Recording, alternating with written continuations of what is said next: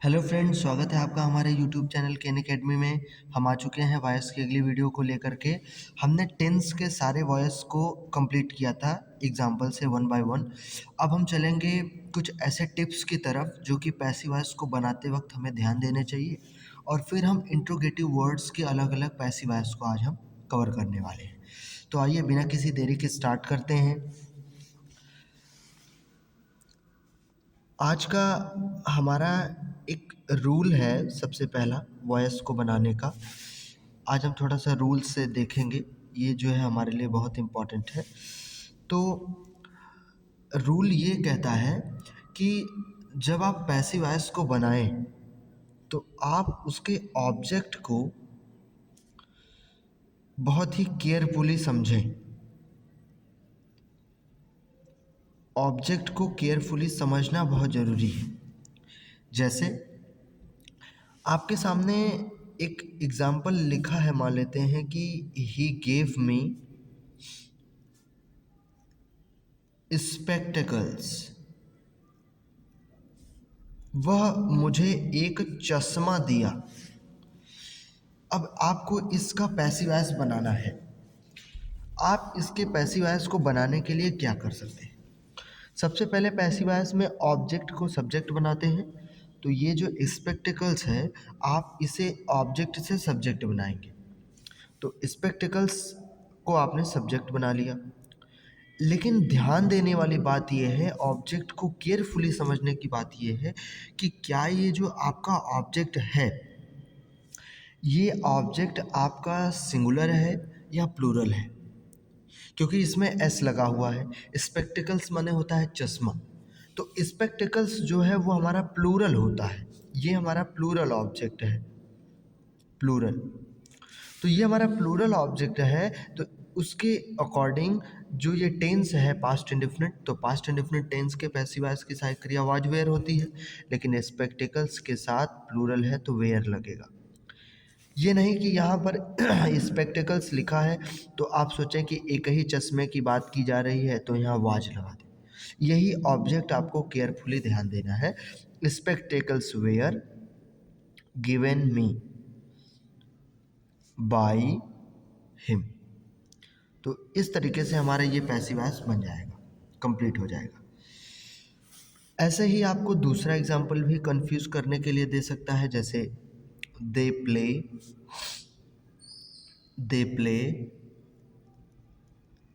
Billiards. Billiards एक खेल होता है और वे बिलियर्ड्स खेलते हैं। अब इस वर्ड में भी यस लगा हुआ है।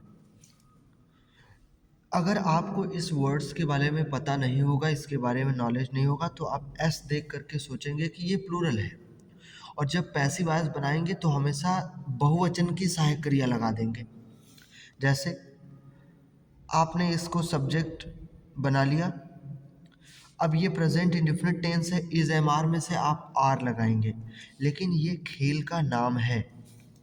ये एस लगा हुआ है लेकिन ये प्लूरल में नहीं है, इसलिए यहाँ पर इज लगेगा। Billiards is played by them, played by them. मैं ऐसे ही कुछ ऑब्जेक्ट को केयरफुली समझने की बात कर रहा हूँ। जैसे स्पेक्टिकल्स आ जाए, आपका टंग्स आ जाए,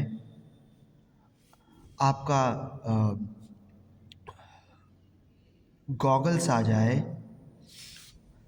आपका पैंट्स आ जाए, इस सब में यस लगा हुआ है, ये प्लूरल होते हैं। बिलियर्ड्स में जैसे न्यूज़ आ जाए, अब न्यूज़ के अंत में भी यस लगा हुआ है, लेकिन आप इसे बहुवचन नहीं समझेंगे, ये न्यूज़ की ओरिजिनल स्पेलिंग होती है। ऐसे ही फिजिक्स आप ले सकते हैं, फिजिक्स का भी यस होता है, तो इसे आप प्लूरल नहीं समझेंगे।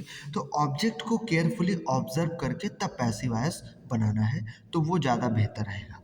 तो जब भी आपको पैसिव वॉइस मिले, ऑब्जेक्ट आपका कोई नाउन आपको लगे, तो आप उस ऑब्जेक्ट को बहुत ही केयरफुली समझेंगे। पहले उस ऑब्जेक्ट को केयरफुली रीड करेंगे, उसके बाद फिर आप बनाएंगे। अब हम आते हैं अपने इंट्रोगेटिव वर्ड की तरफ। इंट्रोगेटिव वर्ड, इसका पैसिव वॉइस बनाएंगे अब हम इंट्रोगेटिव सेंटेंसेस का।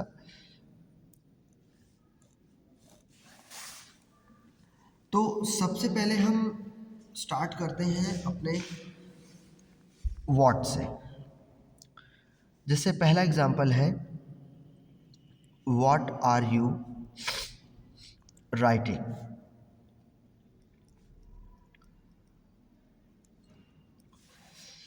What are you writing. अब इसमें जो है कोई ऑब्जेक्ट नहीं है।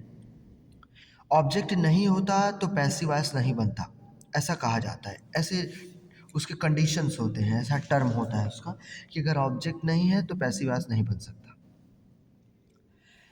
लेकिन दूसरी चीज़ हमें ये भी देखना होता है कि क्या ये जो राइटिंग वर्ड है, क्या ये ट्रांजिटिव वर्ड है, क्या ये ट्रांजिटिव वर्ब है या नहीं है। तो राइटिंग जब हम पता करेंगे क्या और किसको से प्रश्न करके ट्रांजिटिव वर्ब को पता करेंगे, तो ये पता चलेगा कि ये एक ट्रांजिटिव वर्ब है। अब ट्रांजिटिव वर्ब है लेकिन ऑब्जेक्ट नहीं है। हमने पैसिव वॉइस में पढ़ा था कि ट्रांजिटिव वर्ब का पैसिव वॉइस जो है बनता है। अब ऑब्जेक्ट हो या ना हो, लेकिन ट्रांजिटिव वर्ब है तो पैसिव वॉइस बनेगा। तो पैसिव वॉइस बनाने के लिए जो क्वेश्चन वर्ड लिखा रहता है उसको सबसे पहले वहीं लिख देते हैं।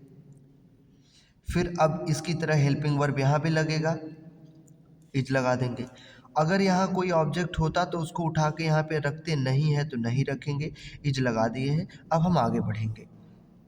तो आगे फिर हम इसका हेल्पिंग वर्ब क्या होता है, प्रेजेंट कॉन्टिन्यूअस का is am are being, is लगा दिए। ऑब्जेक्ट होता तो यहाँ लिखते, नहीं है तो आगे बीइंग लगा दिए। फिर वर्ब का कौन सा फॉर्म लगाएंगे, थर्ड फॉर्म लगाएंगे, written by you.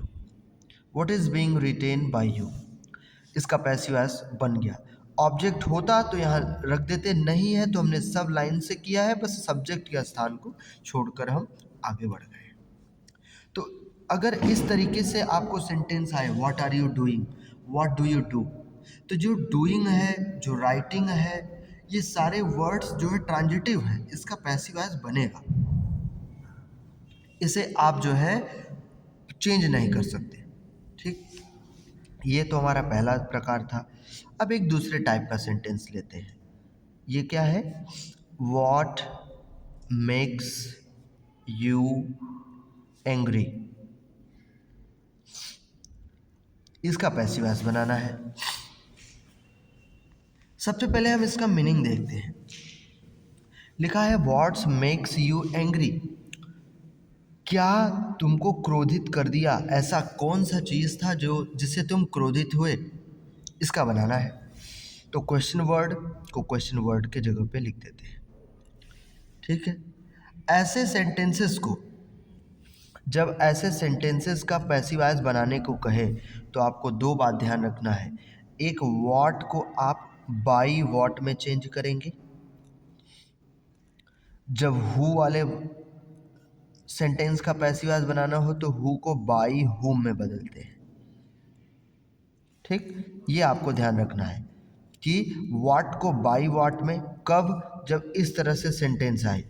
Who co by हुम में जब हु का सेंटेंस आए।